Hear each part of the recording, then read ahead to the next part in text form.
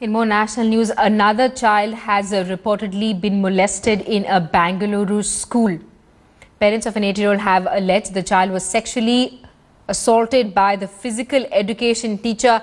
Parents of the children studying in that school held protests outside the school, led to some amount of violence as well. On your screen are pictures of vehicles being set on fire by angry protesters. The police had to resort to mild lathi-charge and also lobbed tear gas shells. The police is investigating the case. An FIR has been registered and the accused teacher has been detained by the police.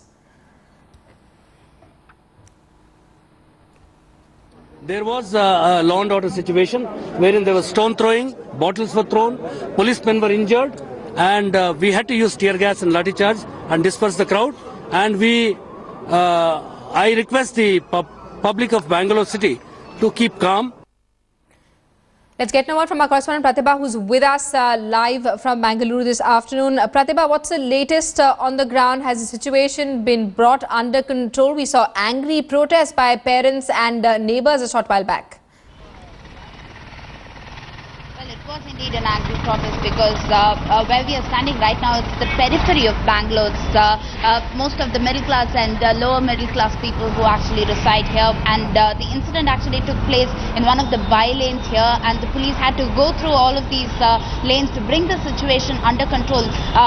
From what I hear from the police, there were at least about 2,000 to 3,000 people who had gathered there, and right since morning when they heard of this news about the sexual atrocity that took place inside the school, some of the eyewitness accounts suggest that the management tried to protect the teacher, and that is why the public tried to take law into their own hands, and that's when the police had to come and use tear gas shells as well as lathi-charge in order to bring the situation under control. But right now the situation is pretty much calm, and the police is trying its best to get all these people inside their homes and try to maintain some amount of calm. Also giving in messages to all other citizens of this city to ensure that such kind of incidents wouldn't take place, and they're trying their best to deliver justice as soon as possible.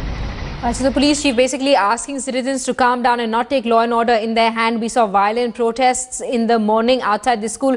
Pratibha, what's the condition of that minor who was allegedly assaulted inside the school? Has she been sent for a medical examination? How's she doing now?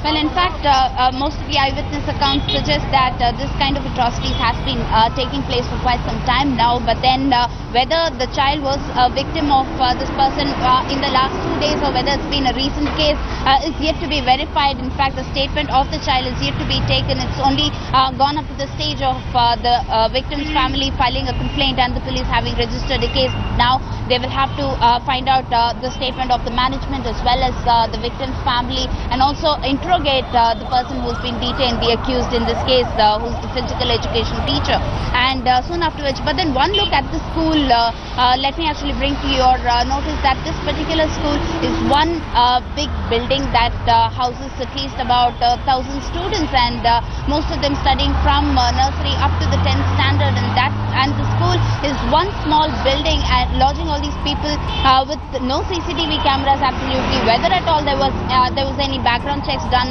of all these teachers who were recruited. These are some of the question marks, and that brings to the attention of most of the parents whether the police did actually take it up seriously in terms of implementation of the guidelines, and that has been one of the key question marks that has been raised by most of these parents.